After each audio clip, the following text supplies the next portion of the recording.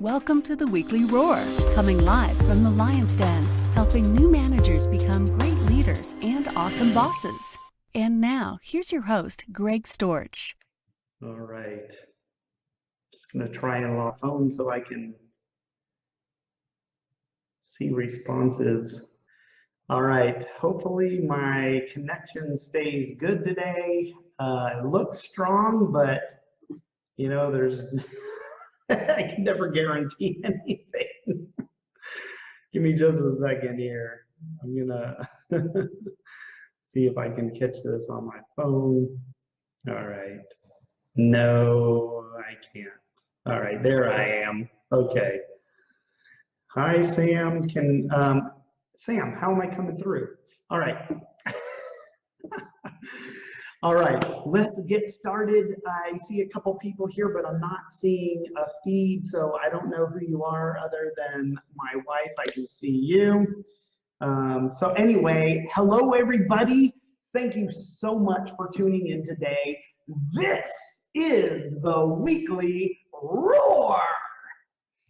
Today I'm going to talk to you about some ways that you might be able to deal with stress a little better during times of major transition and times of change. Now, I'm going to get to that in just a second, but for those of you tuning in for the first time and may not know who I am or wondering who the heck this guy is talking to you about handling stress, well, I'm Greg Storch. I'm the founder of Lion Enterprise, a leadership development and coaching company.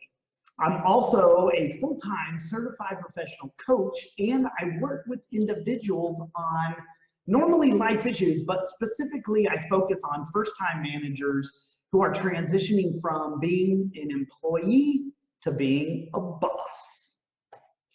So today I'm going to be talking to you about some of the ways that you can handle stress during transition and change. If you're with me live today, please do not forget to place a hashtag live in the comments down below. And if you happen to catch us on the replay, of course, give me the hashtag replay down in the comments, as always.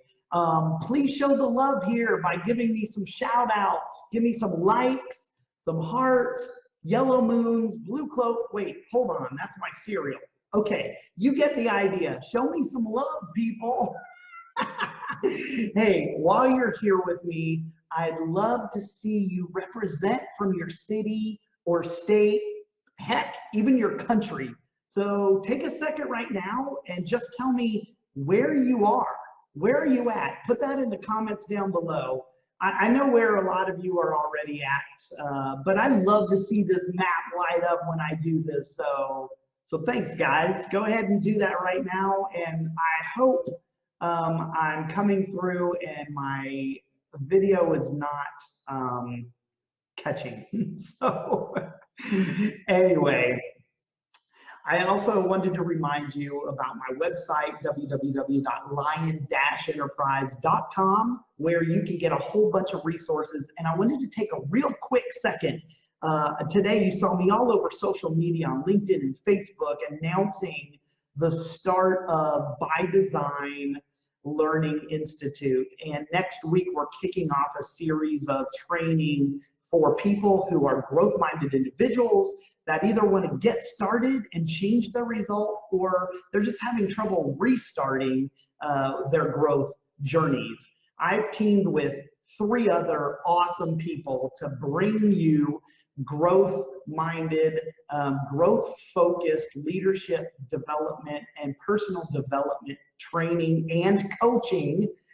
So there's information on my website. Go to the By Design Learning Institute tab and you can sign up there. We're running a great special right now. So catch the great price. You can't get coaching for this cheap, let alone the training. So catch it now while you can. And you'll also see that all of these videos are on my website under the Lion's Pride Library. You can watch these on the replay anytime, any place you want to at your convenience. I usually post them over the weekend. So by the following week, you're going to have access to this week's latest videos. All right, so that's a little bit of reminder about what's on my website. So, okay, stress during transition. Yeah, who better to speak to you today than me, right? I mean, I have had my fair share of stressful transitions and change in the past 2 months to last someone an entire lifetime, right? So for those of you who may not know, it would be hard. You're probably living in a cave. My wife and I just relocated to northern Italy for her job. And so she not only went ahead of me to Italy, but we were separated for 2 months while I stayed back in the States. I had a ton of stuff to wrap up in the States, and she had a ton of stuff to do here in Italy. I was back there selling a home. I was running another home, selling 2 cars. I had to downsize our entire house. Our house was 2,800 square feet, and I fit it all into a little 5 by 15 storage shed. Yeah, about 550 square feet. If that ain't stress inducing, then maybe I shouldn't even be talking today about this. Listen, here's the thing. Even though I'm still having a little issues with this adjustment, leaving the States and all the conveniences and trying to adjust to a new life and a new routine, in the big scheme of things, everything turned out just fine. And well, we're still married, so I guess I handled this tremendous stress pretty well. But I'm not the only person in the world that has to deal with stress. We all do, right? Just think about it. I think all of us have experienced major stress as a result of major changes in transitions in our lives. I mean, think about it. How many of us, there's marriages, divorces, breakups, changing careers, me, getting seriously sick. I know a lot of people battling cancer and just getting sick, and that creates a lot of stress. Having children, and for those of you around my age, having an empty nest. You know, what about financial downturns? Moving to a new home, a new country, right? Graduating from school, even losing someone you love. I imagine that all of us have experienced a good amount of all of these situations, and they are all things that can definitely cause us stress. Now, some of you may know that I just attended my daughter's wedding last month. She's the baby, my baby. Now my kids are all grown. Talk about stress. And I already mentioned the move to a new country, stress. And did I mention the change in my financial status? No. Well, yeah, stress.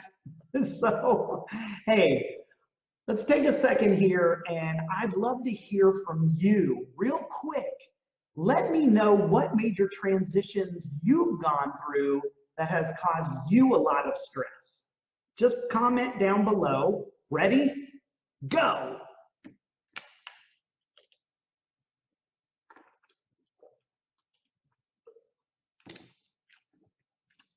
All right. I can't see comments at all. So just a reminder, you know that when this thing wraps up, I'm going to go back through the comments and I'm going to respond to each and every one of you. So don't stress. I appreciate you guys participating.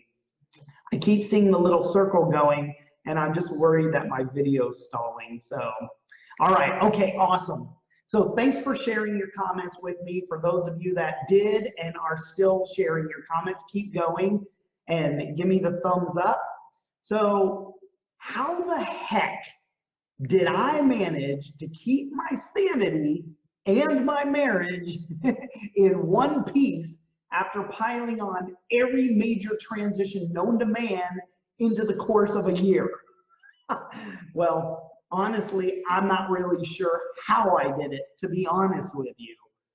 But I will share some of the things I did that I believe may have helped me come out on the other side of stress. So you see, it's not the load that breaks you down, it's the way you carry it, right? Stress isn't what kills us. Well, in most cases, stress doesn't kill us, but it's how we react to it that makes or breaks us.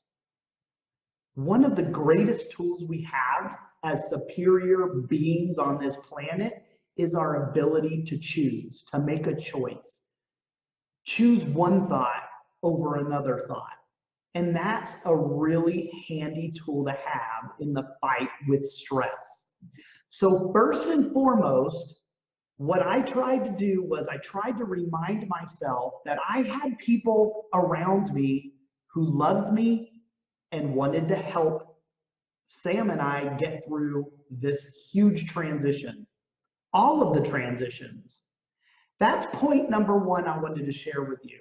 You know, sometimes during a major transition, we actually tend to push people away. I did the exact opposite. I asked for help. I needed help moving out of the house. I needed a place to live for a month after the renters moved into our house.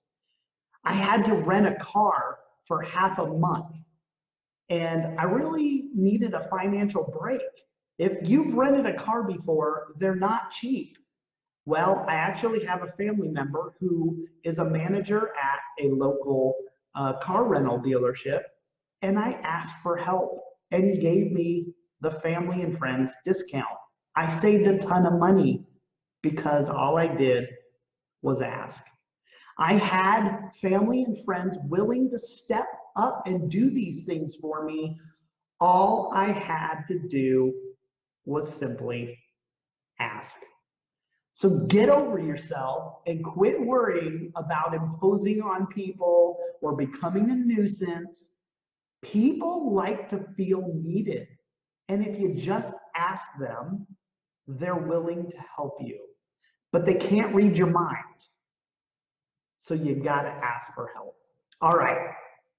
So the other thing, and I've talked about this one before in other circumstances, but I'm pretty well known for my ability to maintain a healthy perspective. When that transition and change feels dramatic and out of control, it really helps to remind yourself just how good things really can be for you. I cannot tell you how many times during this transition I kept saying, how bad can this really be? I mean, we're living in Italy, for God's sakes. So, I mean, how terrible is this? I mean, the juice was definitely worth the squeeze. So look, chances are, and I'm willing to bet money on this, that there's someone else out there far worse off than you are, even during your most trying time. So try to keep your situation in perspective. Don't blow it out of proportion. And my wife, Sam, will tell you, I love to do this. She calls me the great exaggerator. I can take the smallest thing and make it the biggest thing. But don't blow it out of proportion. When you can stop and keep things in perspective by comparing to others or looking at your situation and the reality and considering that you could be far worse off than you are, that will help you stay a little calmer. All right, so that's number two. All right, the third thing is that I took a lot of time to quiet my mind.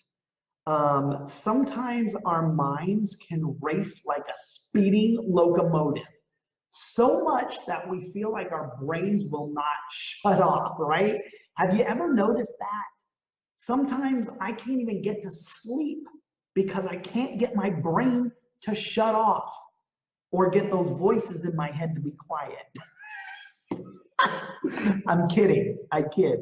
So here's a little trick for you to try out. When you find you're racing, you're stressed, all you can do is think about all the stuff you have to do, or all the things you're going to leave behind, or all the things you'll no longer have, or all the money you're not going to get.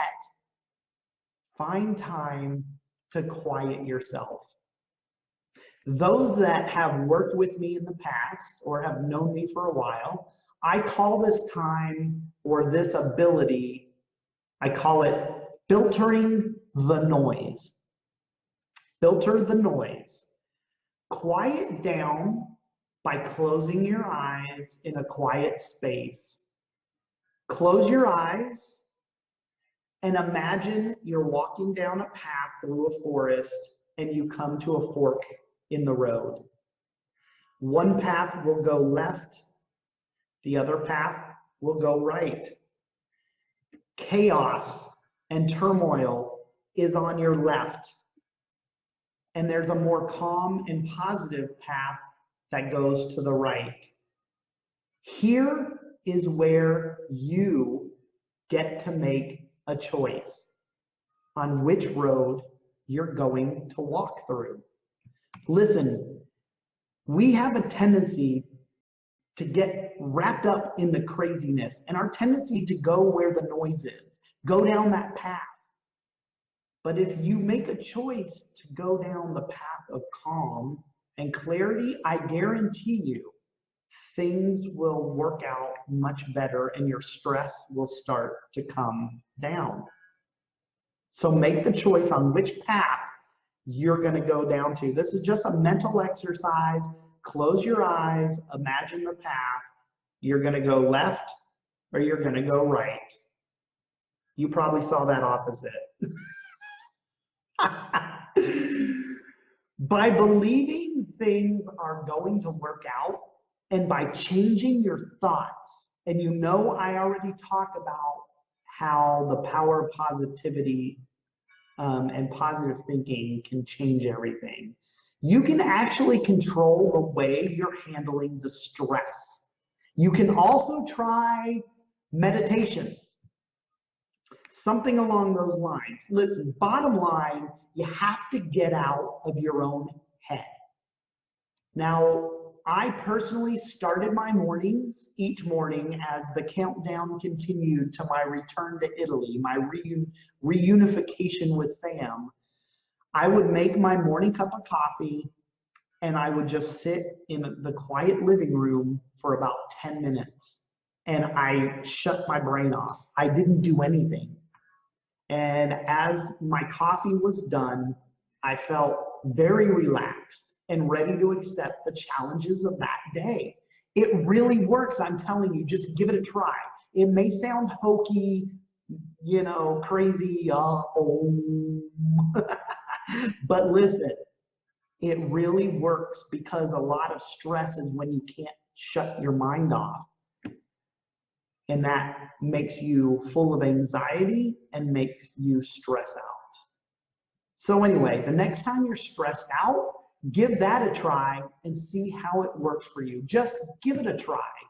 I mean, look, the reality is that I can't share anything here with you today that's going to completely make your stress go away and make your transitions perfect. But these things I can and have made my transition easier and less stressful, and I can share them with you today. I'm also not trying to downplay serious issues with stress and anxiety because those things are real. That stuff's real and it can be overwhelming to people. You know, if you're experiencing stress and anxiety at a level that's incapacitating you, you can't function, then of course you absolutely need to seek somebody's help and forget everything I just said. No, I'm just kidding. But really, get some help if it's too overwhelming. But at least try these things first. Remember, first, I have tried asking for help. Don't push people away, especially at a time when you need to have them close. The second thing was have the right perspective. Having the right perspective helps. It can always be worse. And how bad is it really anyway? Remember, I'm moving to Italy at the end of the day. So all of this stuff, all of these hurdles, all of these roadblocks and stress-filled days and nights, they were all worth it. And the third thing I mentioned to you was that I really spent a lot of time trying to control my thoughts. So control your thoughts. Don't let them control you. You can try meditating, you can try praying, you can try yoga, you can get a massage, something that relaxes you. When you can relax, get yourself in an environment and relax, then you can clear up your mind and view your world differently, and the stress will start to come down. So those are 3 ways that I wanted to share with you today, how I actually made all this crazy transition. My transition out of the corporate world into my own business as an entrepreneur. My transition of moving to Italy with my wife and leaving everything behind, everything we knew. Leaving my business that I just started to establish back in Virginia and coming here and feeling like I'm starting at square one.